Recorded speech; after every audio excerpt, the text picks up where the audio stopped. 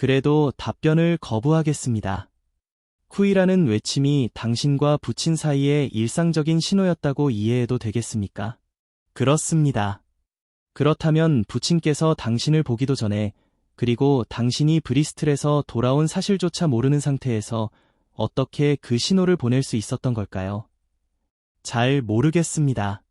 배심원, 비명을 듣고 달려가 치명상을 입은 부친을 발견했을 때 의심을 살 만한 무언가를 보지는 못했습니까? 명확한 것은 없습니다. 검시관, 그게 무슨 뜻입니까? 증인, 탁 트인 곳으로 달려나갈 때 너무 당황하고 흥분해서 아버지 외에는 아무것도 생각할 수 없었습니다. 하지만 달려가는 도중 제 왼쪽 바닥에 무언가 놓여 있었다는 막연한 인상이 남아 있습니다. 회색빛이 도는 것이었는데 예투 같기도 하고 격자무늬 담요 같기도 했습니다. 아버지 곁에서 일어났을 때 그것을 찾아보려 주위를 둘러보았지만 이미 사라지고 없었습니다. 도움을 청하러 가기 전에 사라졌다는 말입니까?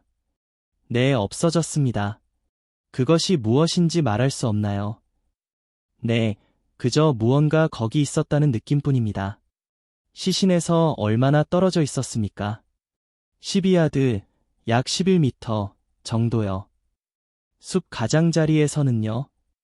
비슷한 거리였습니다. 그렇다면 당신이 시신과 12야드 거리 안에 있는 동안 누군가 치워갔다는 뜻이군요. 네, 하지만 저는 등을 돌리고 있었습니다. 이로써 증인 신문이 종료되었다. 이런 신문 기사를 다 읽은 내가 말했습니다. 검시관이 마지막 결론에서 젊은 메카시에게 꽤 엄격했군. 아버지가 아들을 보기도 전에 신호를 보낸 모순점이나 대화 내용을 밝히지 않은 점, 그리고 유언에 대한 기괴한 설명들을 근거 있게 지적하고 있어. 검시관 말대로 모두 아들에게 매우 불리한 내용들이야. 홈즈는 낮게 웃으며 푹신한 좌석에 몸을 쭉 뻗었습니다. 자네와 검시관 모두 고생이 많군. 젊은 청년에게 가장 유리한 점들만 쏙쏙 골라내어 비판하고 있으니 말이야. 자네는 이 청년의 상상력이 너무 풍부하다고 생각했다가 또 너무 빈곤하다고 생각했다가 갈팡질팡하고 있다는 걸 모르겠나? 만약 그가 배심원의 동정을 살 만한 싸움원인 하나 지어내지 못했다면 상상력이 너무 빈곤한 것이고, 반대로 쥐라는 유언이나 사라진 옷까지 같은 기괴한 이야기를 머릿속에서 꾸며냈다면 상상력이 지나치게 풍부한 셈이지. 아니야, 왓슨. 나는 이 청년의 말이 진실이라는 가정하에 이 사건에 접근할 생각이라네. 그 가설이 우리를 어디로 인도할지 지켜보자고. 자, 이제 주머니에 넣어온 페트라르카 시집이나 읽어야겠군. 현장에 도착하기 전까진 이 사건에 대해 한마디도 안 할 걸세. 스윈던에서 점심을 먹고 나면 20분 뒤에 도착할 거야. 아름다운 스트라우드 계곡을 지나고 반짝이는 세번강을 건너 오후 4시경 우리는 예쁜 시골 마을 로스에 도착했습니다. 플랫폼에는 족제비처럼 야위고 은밀하며 영리해 보이는 남자가 우리를 기다리고 있었습니다. 비록 시골 분위기에 맞춰 갈색 먼지 차단 코트와 가죽 각반을 차고 있었지만 그가 스코틀랜드 야드의 레스트레이드 경감이라는 것을 알아보는 건 어렵지 않았습니다. 우리는 그와 함께 이미 예약된 해리퍼드 암스 호텔로 향했습니다. 마차를 주문해 두었습니다. 차를 마시며 레스트레이드가 말했습니다. 선생의 정력적인 성격을 잘 알죠. 범죄 현장에 가기 전까진 잠시도 편히 있지 못하실 테니까요. 아주 친절한 배려군요. 홈즈가 대답했습니다. 하지만 이건 전적으로 기압의 문제라네. 레스트레이드가 깜짝 놀라 물었습니다. 무슨 말씀이신지 잘 모르겠는데요. 기압계가 어떻습니까? 29인치군요. 바람도 없고 하늘에 구름 한 점 없어요. 여기 피워야 할 시가렛이 한 갑이나 있고 이 소파는 보통 시골 호텔의 끔찍한 것들보다 훨씬 훌륭하군요. 오늘 밤 마차를 쓸 일은 없을 것 같습니다. 레스트레이드는 너그럽게 웃었습니다. 신문을 보고 이미 결론을 내리신 모양이군요. 이 사건은 불 보듯 뻔합니다. 파헤칠수록 더 명백해지죠. 그래도 숙녀분의 요청을 거절할 수는 없더군요. 아주 확신에 찬 분이죠. 선생의 명성을 듣고 의견을 구하고 싶어 합디다. 내가 이미 다 조사해서 선생이 새로 할 수 있는 일은 없다고 거듭 말했는데도 말이죠. 오, 이런. 마침 저기 문 앞에 그녀의 마차가 오는군요. 말이 끝나기가 무섭게 내 생에 본 적 없는 아름다운 젊은 여인이 방 안으로 뛰어 들어왔습니다. 보랏빛 눈동자는 빛나고 입술은 살짝 벌어져 있었으며 뺨은 발그레하게 상기되어 있었습니다. 극도의 흥분과 걱정 때문에 본래의 내성적인 성격 따위는 잊은 듯 보였습니다. 오, 셜록 홈즈 선생님. 그녀는 우리를 번갈아 보더니 여자의 직감으로 내 동료를 정확히 찾아내어 외쳤습니다. 와주셔서 정말 기뻐요. 이 말씀을 드리려고 직접 차를 몰고 왔어요. 제임스가 그러지 않았다는 걸 전 알아요. 선생님도 그 점을 알고 수사를 시작해 주셨으면 해요. 절대 의심하지 마세요. 우린 어릴 때부터 친구였고 누구보다 그의 단점을 잘 알지만 그는 파리 한 마리 죽이지 못할 만큼 마음이 여린 사람이에요. 그를 아는 사람이라면 이런 혐의가 얼마나 터무니없는지 알 거예요. 그의 혐의를 벗길 수 있기를 바랍니다. 터너 양, 셜록 홈즈가 말했습니다. 제가 할 수 있는 최선을 다하리라는 걸 믿어주십시오. 하지만 증거들을 읽으셨잖아요. 어떤 결론을 내리셨나요? 어떤 탈출구나 허점이 보이지 않나요? 선생님도 그가 무죄라고 생각하시죠? 그럴 가능성이 아주 높다고 생각합니다. 보세요. 그녀는 고개를 젖히며 레스트레이드를 도전적으로 쳐다보았습니다. 들으셨죠? 이분이 저에게 희망을 주시네요. 레스트레이드는 어깨를 으쓱했습니다. 제 동료가 결론을 내리는데 좀 서두른 감이 있군요. 아니요, 이분이 맞아요. 전 그가 맞다는 걸 알아요. 제임스는 절대 그러지 않았어요. 그리고 아버지와의 다툼에 대해 검시관에게 말하지 않은 건 분명 저와 관련된 일이었기 때문일 거예요. 어떤 식으로 관련이 있다는 거죠? 홈즈가 물었습니다. 이제 와서 무엇을 숨기겠어요. 제임스와 아버지는 저 때문에 의견 충돌이 잦았어요. 메카시 씨는 우리 두 사람이 결혼하기를 아주 간절히 원하셨죠. 제임스와 저는 늘 오누이처럼 사랑해왔지만 그는 아직 젊고 세상을 더 경험하고 싶어 했어요. 그래서 당연히 아직은 결혼하고 싶어 하지 않았죠. 그래서 다툼이 잦았는데 이번에도 분명 그 문제로 싸웠을 거예요. 아버님은요? 홈즈가 물었습니다. 터너 씨도 그런 결합에 찬성하셨나요? 아니요. 아버지도 반대하셨어요. 오직 메카시 씨만이 찬성했죠. 홈즈가 예리하게 묻는 듯한 시선을 던지자 싱그러운 젊은 얼굴의 순식간에 홍조가 스쳤습니다. 정보 감사합니다. 그가 말했습니다. 내일 찾아뵈면 아버님을 뵐 수 있을까요? 의사 선생님이 허락하지 않으실 것 같아요. 의사라고요? 네, 못 들으셨나요? 가엾은 아버지는 몇 년 전부터 몸이 좋지 않으셨는데 이번 일로 완전히 무너져 버리셨어요. 침대에 누워 계시는데 윌로우스 박사님 말씀으로는 신경계가 산산조각이 나서 몸 상태가 엉망이라고 하더군요. 메카시 씨는 빅토리아 시절의 아버지를 아는 유일한 생존자였거든요. 빅토리아주 시절이라. 그거 중요하군요. 네, 광산에서요. 그렇군요. 터너 씨가 돈을 벌었다는 그 금광 말이군요. 네, 맞아요. 고맙습니다. 터너 양, 결정적인 도움이 되었습니다. 내일 무슨 소식이 있으면 꼭 알려주세요. 제임스를 보러 감옥에 가시겠죠? 오, 홈즈 선생님, 제발 그에게 전해주세요. 제가 그의 무죄를 믿고 있다고요. 그러겠습니다. 터너 양. 이제 집에 가봐야 해요. 아버지가 위독하셔서 제가 곁을 비우면 아주 그리워하시거든요. 안녕히 계세요. 부디 하시는 일이 잘 되기를 하느님께 빌게요. 그녀는 들어올 때만큼이나 충동적으로 방을 나갔고 이윽고 거리로 멀어지는 마차 바퀴 소리가 들렸습니다. 부끄러운 줄 아세요, 홈즈. 몇 분간의 침묵 끝에 레스트레이드가 위험 있게 말했습니다. 결국 실망하게 될 텐데 왜 그런 헛된 희망을 주시는 겁니까?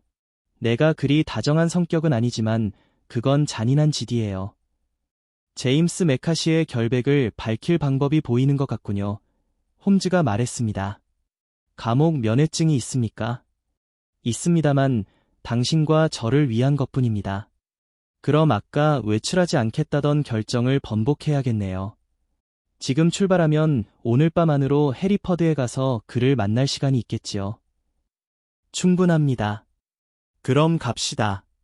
왓슨, 자네에겐 좀 지루한 시간이 되겠지만 두어 시간 정도면 다녀올 수 있을 걸세. 나는 그들과 함께 역까지 걸어갔다가 작은 마을의 거리를 배회한 끝에 호텔로 돌아왔습니다. 소파에 누워 노란색 표지의 소설을 읽으며 흥미를 붙여보려 했지만 우리가 더듬어 가고 있는 깊은 미스터리에 비하면 소설의 빈약한 구성은 너무나 형편없었습니다. 결국 나는 소설을 방 반대편으로 집어던지고 오늘 있었던 일들을 곰곰이 되새겨 보았습니다. 그 불행한 청년의 이야기가 전적으로 사실이라고 가정한다면 그가 아버지와 헤어진 시간부터 비명을 듣고 숲속 공터로 달려간 그 짧은 순간 사이에 대체 어떤 지옥 같은 일, 어떤 예측 불가능한 재앙이 일어난 것일까요? 그것은 분명 끔찍하고 치명적인 것이었습니다. 대체 무엇이었을까요? 내 의학적 직감이 부상의 특성에서 무언가 찾아낼 수는 없을까요? 나는 배를 눌러 검시 보고서가 전문 수록된 지역 주간지를 가져오게 했습니다. 외과 의사의 진술에 따르면 왼쪽 마룻뼈의 뒷부분 3분의 1과 왼쪽 뒤통수뼈의 절반이 둔탁한 무기에 의한 강한 충격으로 산산조각 났다고 되어 있었습니다. 나는 내 머리에서 그 부위를 짚어보았습니다. 분명 뒤에서 때린 자국이었습니다. 이는 피고인에게 다소 유리한 점이었는데 다투는 모습을 본 목격자의 증언에 따르면 그는 아버지와 마주보고 있었기 때문입니다. 하지만 타격을 가하기 직전에 노인이 뒤를 돌아봤을 수도 있으니 절대적인 증거는 아니었지요. 그래도 홈즈에게 말해줄 가치는 충분해 보였습니다. 그 다음은 죽어가며 남긴 쥐라는 묘한 유언이었습니다. 대체 무슨 뜻일까요? 헛소리는 아닐 겁니다. 갑작스러운 타격으로 죽어가는 사람은 보통 헛소리를 하지 않으니까요. 아니, 그건 자신이 어떻게 이런 운명을 맞이했는지 설명하려던 시도였을 가능성이 큽니다. 하지만 무엇을 가리키는 걸까요? 나는 가능한 설명을 찾으려 머리를 짜냈습니다. 그리고 젊은 메카시가 본 회색 옷까지 사건도요. 만약 그게 사실이라면 살인범은 도망치며 옷의 일부를 떨어뜨렸을 것이고 아들이 불과 12발자국 뒤에서 등을 돌리고 무릎을 꿇고 있는 찰나에 그것을 다시 가져가는 대담함을 보였다는 뜻입니다. 모든 것이 미스터리와 불가능의 연속이었습니다. 레스트레이드가 왜 그런 결론을 내렸는지 이해가 가면서도 나는 셜록 홈즈의 통찰력을 굳게 믿었습니다. 새로운 사실들이 나올 때마다 청년의 무죄에 대한 홈즈의 확신이 더 강해지는 것 같아 나 역시 희망을 버릴 수 없었지요. 셜록 홈즈가 돌아온 것은 밤늦은 시각이었습니다. 레스트레이드는 마을 숙소에 머물기로 했기에 그는 혼자 돌아왔습니다. 기압이 여전히 높군. 그가 자리에 앉으며 말했습니다. 우리가 현장을 조사하기 전까지 비가 오지 않는 게 아주 중요해. 한편으로 이런 섬세한 작업에는 사람이 최상의 예리한 상태여야 하는데 긴 여행 끝에 지친 몸으로 하고 싶지는 않았어. 젊은 메카시를 만나고 왔네. 그에게서 무엇을 알아냈나? 아무것도 없었네. 실마리가 될 만한 게 전혀 없었단 말인가? 전혀. 한때는 그가 범인이 누군지 알면서도 숨겨주는 게 아닌가 의심했지만 지금은 그 역시 다른 사람들만큼이나 갈피를 못 잡고 있다고 확신하네. 외모는 준수하고 심성은 착해 보이지만 머리 회전이 아주 빠른 청년은 아니더군. 터너 양처럼 매력적인 숙녀와의 결혼을 거절했다는 게 사실이라면 그의 안목을 높게 평가하긴 힘들겠군. 내가 말했습니다. 아, 거기엔 꽤 고통스러운 사연이 얽혀 있더군. 이 친구는 그녀를 미친 듯이, 아니 광적으로 사랑하고 있어. 하지만 2년 전 그가 아직 철없던 시절 터너 양이 5년 동안 기숙학교에 가 있어서 그녀를 제대로 알기도 전이었지. 이 바보 같은 녀석이 브리스틀에서 술집 여급의 수중에 빠져 등기소에서 결혼을 해버렸다네. 아무도 이 사실을 모르지만 자네도 상상할 수 있겠나? 눈을 뽑아서라도 하고 싶은 일을 절대 불가능하다는 걸 알면서도 하지 못해 비난받는 그 심정이 얼마나 미칠 노릇이었을지 말이야. 지난번 아버지와의 마지막 면담에서 아버지가 터너 양에게 청혼하라고 몰아붙였을 때 그가 하늘을 향해 손을 치켜든 건 바로 그런 분노 때문이었어. 반면 그는 스스로 자립할 능력이 없었고 듣기로는 아주 완고한 성격이었다는 아버지가 사실을 알았다면 그를 완전히 내쫓았을 테지. 그가 지난 사흘 동안 브리스틀에서 함께 보낸 사람이 바로 그 여급 아내였고 아버지는 그가 어디에 있는지 몰랐다네. 이 점을 명심하게. 아주 중요한 대목이니까. 하지만 불행 중 다행인 건 그 여급이 신문을 통해 그가 사형당할 위기에 처했다는 걸 알고는 그를 완전히 차버렸다는 점이지. 그녀는 이미 버뮤다 조선소에 남편이 따로 있다는 편지를 보내왔어. 그러니 두 사람 사이엔 이제 아무런 법적 끈도 없는 셈이지. 이 소식이 고통받던 젊은 메카시에게는 큰 위안이 된 모양이야. 하지만 그가 무죄라면 대체 누가 범인이란 말인가? 누구일까? 나는 자네가 특히 두 가지 지점에 주목해주길 바라네. 첫째, 살해당한 노인이 저수지에서 누군가와 약속이 있었다는 것. 그 상대는 아들일 리 없네. 아들은 멀리 떠나 있었고 아버지는 그가 언제 돌아올지도 몰랐으니까. 둘째, 노인이 아들이 돌아온 사실을 알기 전부터 쿠이 라고 외치는 소리가 들렸다는 것. 이 두 가지가 사건의 핵심이라네. 자, 이제 이 사소한 일들은 내일로 미뤄두고 조지 메러디스에 대해 이야기나 하세나. 홈즈의 예보대로 비는 오지 않았고 아침은 구름 한 점 없이 밝았습니다. 9시에 레스트레이드가 마차를 몰고 왔고 우리는 헤덜리 농장과 보스콤 저수지를 향해 출발했습니다. 오늘 아침 심각한 소식이 있습니다. 레스트레이드가 말했습니다. 저택의 터너 씨가 위독해서 가망이 없다는군요. 연세가 꽤 되셨겠지요. 홈즈가 물었습니다.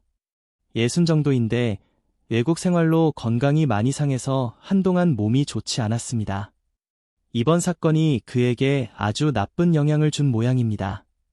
메카시와는 오랜 친구였고 사실 엄청난 은인이기도 하죠. 헤덜리 농장을 임대료도 받지 않고 내준 걸로 알고 있습니다. 그거 흥미롭군요. 홈즈가 말했습니다.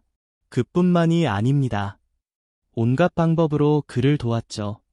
이 근처 사람들은 모두 터너 씨의 친절에 대해 입을 모읍니다.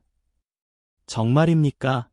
그렇다면 재산도 거의 없고 터너에게 그런 큰 신세를 지고 있는 메카시가 마치 청혼만 하면 다 해결될 일이라는 듯 자신만만하게 아들을 터너의 상속녀와 결혼시키려 했다는 게 좀 이상하게 느껴지지 않습니까? 정작 터너 자신은 그 결합을 반대했는데 말이죠. 따님이 그렇게 말해주더군요. 거기서 추론되는 게 없습니까? 드디어 추론과 추측이 시작되었군요. 레스트레이드가 나를 보며 윙크했습니다. 홈즈 씨, 난 이론이나 공상을 쫓기보다 눈앞의 사실을 다루는 것만으로도 충분히 힘듭니다. 그렇군요. 홈즈가 얌전하게 대답했습니다. 사실을 다루는 게 당신에게 참 힘든 일이라는 건 저도 동감입니다. 어쨌든 난 당신이 놓치고 있는 사실 하나는 확실히 잡고 있습니다.